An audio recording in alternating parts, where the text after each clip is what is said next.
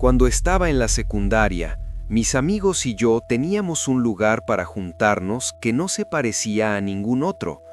No era un parque, ni una casa abandonada cualquiera, ni un sótano con una consola vieja. Era un campo de béisbol olvidado, escondido detrás de una escuela primaria abandonada, justo donde el pueblo se rendía y empezaba el bosque.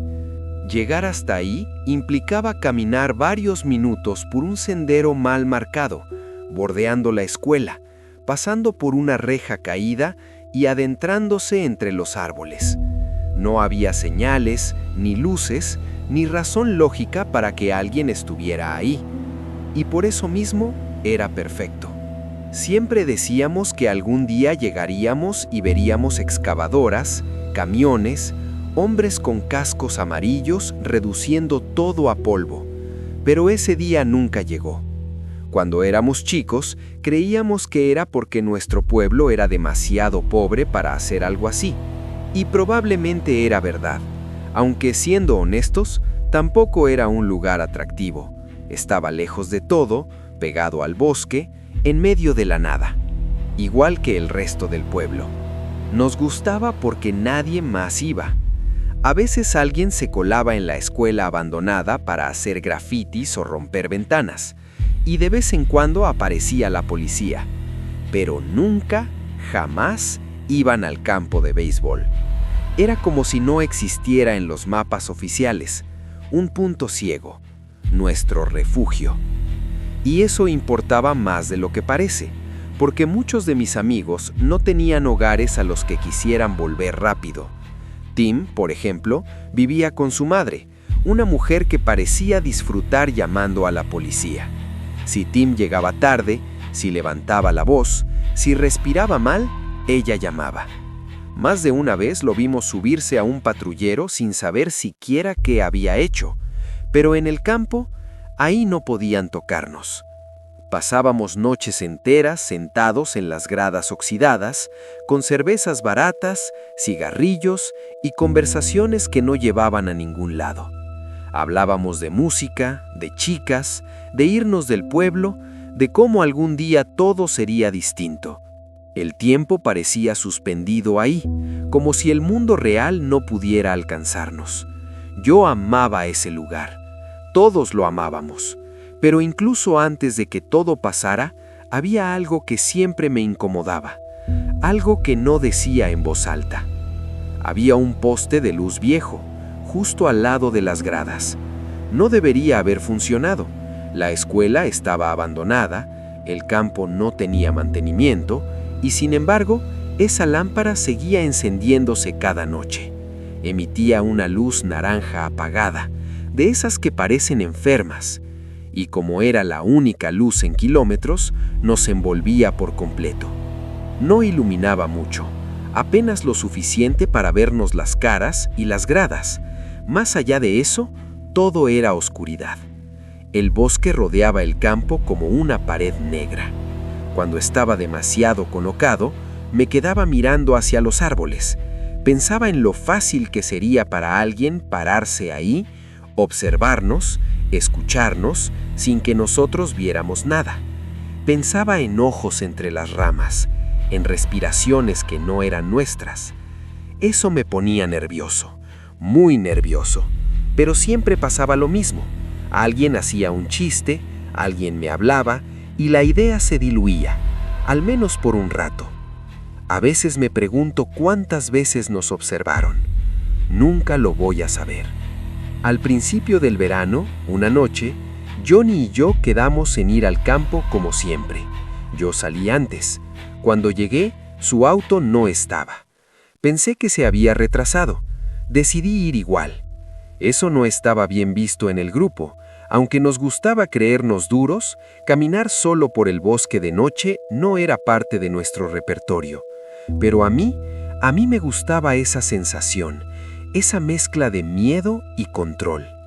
Caminé pasando la escuela, crucé el sendero, llegué al campo. Me senté en las gradas, esperé. 10 minutos, nada. Encendí un cigarrillo.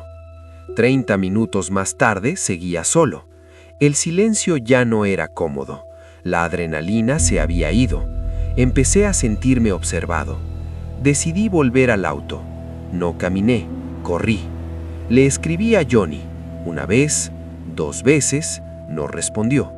Esperé en el auto unos minutos más y me fui a casa. A la mañana siguiente seguía sin responder. Me molestó, pero no le di demasiada importancia, hasta que más tarde ese día mi mamá me preguntó si había visto a Johnny últimamente. Sentí un nudo en el estómago. Llamé a todos, nadie sabía nada. La última vez que lo habíamos visto fue 2 noches atrás, en el campo.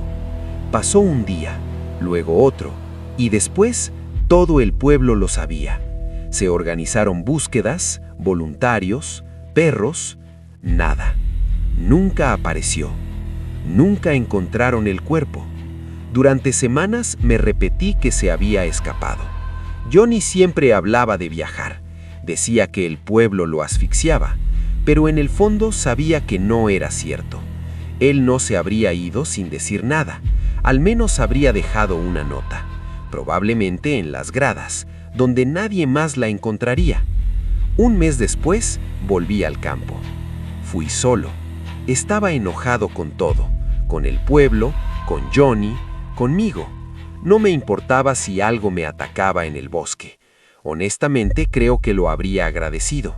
Pero cuando salí del sendero y vi las gradas, me detuve. Había gente.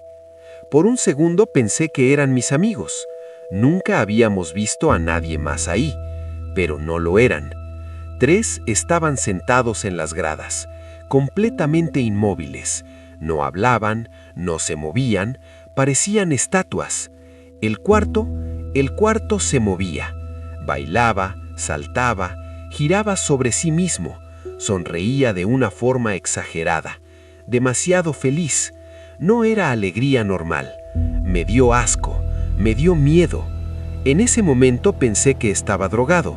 Ahora sé que no. Lo peor de todo es que me resultaba familiar. No podía ubicarlo. Era como reconocer una cara en un sueño. Sabía que lo había visto antes, pero no sabía dónde. Me fui, sin hacer ruido, sin correr. Ellos no me siguieron, o al menos eso creo. Cuando llegué al estacionamiento, vi un auto en la esquina. Reconocí el modelo de inmediato. Era el mismo que manejaba Johnny. Las luces se encendieron. Retrocedí y me fui. Durante semanas no pude sacarme eso de la cabeza. Dejé de ir al campo. Se lo conté a mis amigos. Dijeron que era raro, pero nada más. Un día, mirando el anuario del colegio, lo vi. Un conserje al fondo de una foto deportiva. La misma cara, el mismo pelo. Era él, el hombre que bailaba. Fui a la policía. No existía. No había registros. Nada. Era un fantasma. Cerca del final del verano, lo vi una última vez, en un Dunkin' Donuts. Me sonrió, se fue corriendo, se subió a un auto. La patente era 4PAC 207, la de Johnny. Nunca los volví a ver. Hoy solo queda el recuerdo. Descansa en paz, Johnny. Era el verano de 2024 y mis amigos Jake, Sam, Marcos y yo estábamos desesperados por un descanso. Llevábamos semanas enterrados en datos, simulaciones y cálculos en nuestra pasantía en el Centro Espacial Kennedy. Cohetes, trayectorias, telemetría. Dormíamos poco y pensábamos demasiado. Pero si algo nos unía, además del estrés, era que éramos fanáticos del cielo nocturno, de las estrellas de verdad, no las que se ven apagadas desde una ciudad, sino las que parecen infinitas, brutales cuando no hay contaminación lumínica. Una noche, revisando mapas de polución lumínica y Google Maps, dimos con un punto casi negro en el mapa. Tate's Hell State Forest, en el norte del Panhandle de Florida. Un nombre ridículo, sacado de una leyenda vieja sobre un colono llamado Zeb Tate que había desaparecido en el pantano en el siglo XIX. Decían que el lugar estaba maldito. Nos reímos. Las historias de fantasmas eran para chicos. Nosotros solo queríamos estrellas. Alquilamos un Airbnb cerca de Apalachicola, una cabaña cómoda, perdida entre árboles a unas 30 millas del bosque. El plan era simple: dormir ahí, salir de noche, mirar el cielo, volver. Nada de acampar, nada extremo. Ese viernes, después del trabajo, cargamos mantas, snacks, un telescopio y linternas. Jake y yo íbamos en mi Tesla Model Y. Marcus y Sam nos seguían en el Mustang de Marcus. El viaje fue agotador. 7 horas manejando, tráfico pesado, cansancio acumulado. Llegamos tarde al Airbnb, dejamos las cosas, comimos algo rápido y volvimos a salir. Ahí empezó a sentirse raro. El último tramo hacia Tate's Hell eran caminos de tierra angostos, serpenteando entre pinos densos y zonas pantanosas. El aire estaba cargado, húmedo, lleno del sonido constante de cigarras y de vez en cuando algún chapoteo en el agua. No había señal de celular. Cero. Usábamos walkie-talkies para comunicarnos entre los autos. El chisporroteo de las radios era el único sonido humano en kilómetros. Alrededor de las 2 de la mañana llegamos al claro. Estábamos cansados pero emocionados. El cielo era irreal. Las estrellas no solo brillaban, ardían. Era como si estuvieran demasiado cerca. Extendimos las mantas, armamos el telescopio y nos sentamos a mirar hacia arriba, en silencio, recuperando el hálito. 15 minutos después, la voz de Sam cortó el aire por la radio. «Oigan, ¿ven esas luces?». Se me retorció el estómago. Giré la cabeza. A lo lejos, sobre el sendero por el que habíamos entrado, una luz tenue avanzaba lentamente. Faros. No tenía sentido. Estábamos a más de 40 millas del pueblo más cercano, en medio de un bosque enorme a las 2 de la mañana. Nadie pasaba por ahí. Jake tomó el walkie-talkie. «Probá con las luces, a ver qué hacen». Encendí los faros del Tesla. 3 destellos cortos. Las luces se detuvieron. Cuando el vehículo quedó iluminado, lo vimos bien. Una camioneta vieja, oxidada, golpeada, se quedó quieta a unos 100 metros. No tocaron bocina, no saludaron, nada. Entonces las puertas se abrieron. Bajaron figuras, 2, tal vez 3. Era difícil ver con el engandilamiento. No se movían mucho, solo estaban ahí, mirándonos. Y entonces los escuchamos. Voces, susurros bajos, distorsionados, que flotaban desde el pantano. No se entendían palabras, pero eran voces humanas, demasiado cerca. «Esto está mal», dijo Marcus por la radio. Sam sonaba asustado. «Nadie está acá a esta hora por algo bueno». Apunté mi linterna, pero la luz no llegaba, solo sombras. Los susurros continuaban, constantes, como si no les importara que los estuviéramos oyendo. Jake intentó mantener la calma. «Capaz son locales, pero vámonos, busquemos otro lugar». Acordamos movernos, pero pusimos una regla clara. Si esas luces volvían a aparecer, nos íbamos directo al Airbnb. Tomamos un sendero secundario. Si nos seguían, significaba que nos estaban siguiendo. Avanzamos casi 1 milla y encontramos otro claro. Bajamos rápido, sin telescopio esta vez, solo mantas y nervios. 5 minutos después, la radio crepitó. «Están acá», dijo Marcus. Su voz era urgente. «Otra vez». Sentí que el pecho se me hundió. Las mismas luces, mucho más cerca. Y entonces el motor rugió. No para avanzar, para intimidar. «Sáquennos de acá ya», dijo Sam. Corrimos a los autos. Yo pisé el acelerador. El Tesla saltaba sobre raíces, ramas raspando el chasis como uñas. En el espejo retrovisor, los faros altos nos cegaban. «Marcus, ¿seguís bien?», preguntó Jake. «Apenas, están encima». Éramos 4 pasantes, sin armas, sin señal, en un lugar llamado el infierno de Tate. A esa hora no conoces gente buena. El camino giró bruscamente. Por un segundo, las luces desaparecieron. Pensé que los habíamos perdido, pero volvieron, como si jugaran con nosotros. Llegamos a una bifurcación. Giré a la izquierda, rezando que fuera la salida. La camioneta nos seguía. Y entonces, de golpe, el camino de tierra se convirtió en asfalto. Un cartel viejo apareció adelante. Miré atrás. Nada. Las luces habían desaparecido. Nos detuvimos en la banquina. Nadie hablaba. Solo respirábamos, escuchando grillos y el chisporroteo inútil de las radios. Volvimos al Airbnb en silencio. Cerramos la puerta con llave, pero ya no se sentía seguro. Nunca supimos quiénes eran: cazadores puferos, narcotraficantes o algo peor. Lo único que sabemos es que no fue una broma. Nos querían asustar. Nunca volvimos, nunca lo contamos en el trabajo. Pero desde esa noche, cuando manejo solo por carreteras oscuras de Florida, sé que una parte de mí nunca dejó Tate's Hill. En diciembre de 2023, tomé unas vacaciones de 3 semanas en Japón. No era un viaje turístico común. Mi familia posee un hotel tradicional japonés, un ryokan, cerca del pequeño pueblo montañoso de Kaga Onsen, en el oeste del país. El edificio está incrustado en la ladera de una colina, con vista directa al río Daishoji, cuyas aguas corren rápidas incluso en invierno.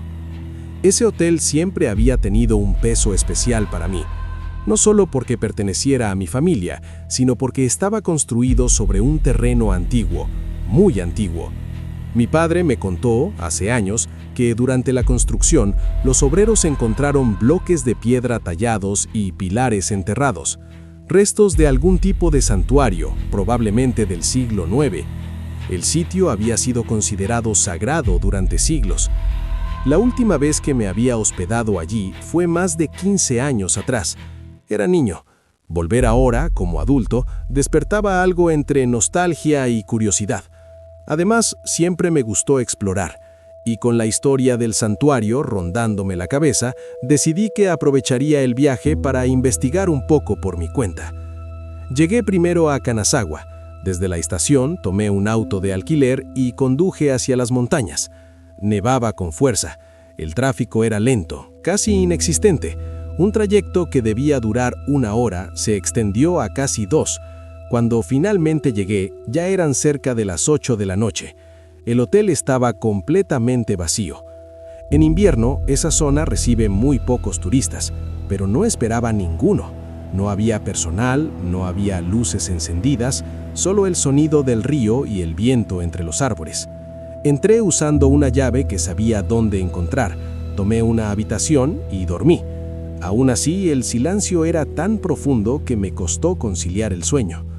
A la mañana siguiente, el bosque me llamó. Me puse botas, abrigo grueso, tomé una linterna pequeña y bajé por el sendero detrás del hotel. La nieve me llegaba hasta los tobillos. Avanzar era agotador. El terreno era irregular, resbaladizo. Aún así, seguí bajando, cada vez más lejos de la estructura del hotel. En algún momento perdí la noción del tiempo y del camino. Saqué el teléfono, sin señal. Había caminado alrededor de 1 hora cuando me di cuenta de que no reconocía nada. Árboles por todos lados. Frente a mí, una colina empinada. Pensé que subir me daría una mejor vista para orientarme. La subida fue brutal. Rocas sueltas, pendientes pronunciadas. Entonces, a mi izquierda, vi algo extraño. Lo que parecían restos de un sendero antiguo, apenas visible bajo la nieve y ramas muertas. Lo seguí.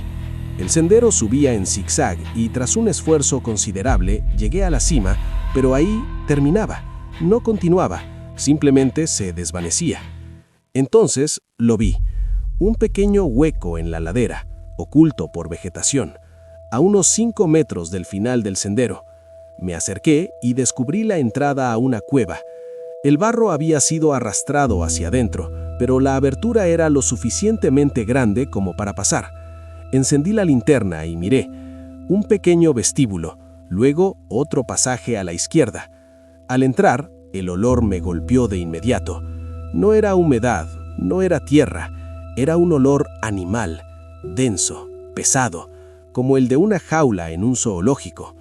El primer espacio estaba vacío, salvo por un gran bloque rectangular de piedra en el centro. Seguí avanzando y entré en una cámara mucho más grande, tallada directamente en la roca. De ella salían 2 túneles laterales. Al fondo había otro bloque de piedra. Este estaba hueco. Me acerqué. Dentro había huesos humanos, no completos, dispuestos, acompañados por una barra larga de acero oxidado y varias monedas de bronce antiguas con un agujero cuadrado en el centro. Me quedé inmóvil. El lugar no era una tumba común, era algo ritual. Tomé una de las monedas, no sé por qué, instinto. Antes de examinarla, escuché un golpe profundo desde uno de los túneles. Apunté la linterna. El olor se intensificó, se volvió casi insoportable. Tomé la barra de acero y al levantarla entendí que era lo que quedaba de una espada o lanza. La sostuve frente a mí. Entonces escuché algo más, un ritmo, golpes regulares, como un tambor, y humo. Olfateé el aire. Bajo el hedor animal había olor a combustión. Empecé a retroceder, lentamente. El ritmo se aceleró. En ese momento, el miedo me venció. Corrí. Al salir de la cueva, sentí, lo juro, que el suelo vibró, como si algo grande se moviera bajo la montaña. Caí por la pendiente, rodé sobre la nieve, solté el arma. No miré atrás. Corrí hasta que mis pulmones ardieron, hasta que escuché un auto. Llegué a la carretera. Me desplomé. Un conductor me recogió. Dudó, pero accedió. Estaba a casi 4 millas del hotel. Volví, empaqué todo y me fui a Kanazawa. No iba a quedarme solo ahí. Meses después, mi padre me escribió. Alguien había entrado al hotel. No robaron nada, excepto que la puerta de mi habitación fue destrozada, golpeada desde afuera con un objeto metálico pesado. Nunca volveré a ese lugar.